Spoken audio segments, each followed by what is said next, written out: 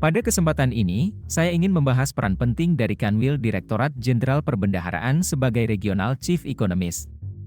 Mereka adalah ujung tombak dalam mengelola kebijakan ekonomi di berbagai wilayah di Indonesia. Sebagai Regional Chief Economist, tugas utama Kanwil DJPB adalah mengawasi kondisi ekonomi di setiap daerah. Mereka melakukan analisis mendalam terhadap berbagai indikator ekonomi seperti pertumbuhan ekonomi, inflasi, dan tingkat pengangguran. Semua informasi ini sangat penting untuk memberikan gambaran yang akurat tentang kondisi ekonomi di setiap wilayah. Dari analisis tersebut, Kanwil DJPB kemudian merumuskan kebijakan ekonomi yang sesuai dengan karakteristik setiap daerah. Mereka juga harus memastikan bahwa kebijakan ekonomi nasional dapat diterapkan secara efektif di tingkat lokal. Kolaborasi dengan pemerintah daerah dan lembaga terkait menjadi kunci sukses dalam menjalankan peran ini. Namun, tidak ada peran yang mudah tanpa tantangan. Salah satu tantangan utama adalah keragaman ekonomi di Indonesia.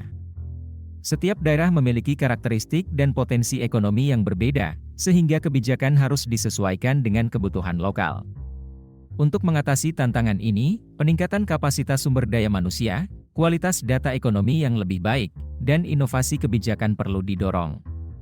Kanwil DJPB juga dapat mengambil peran tambahan sebagai pusat konsultasi ekonomi bagi pemerintah daerah dan pelaku usaha, serta menjadi penggerak inisiatif ekonomi lokal.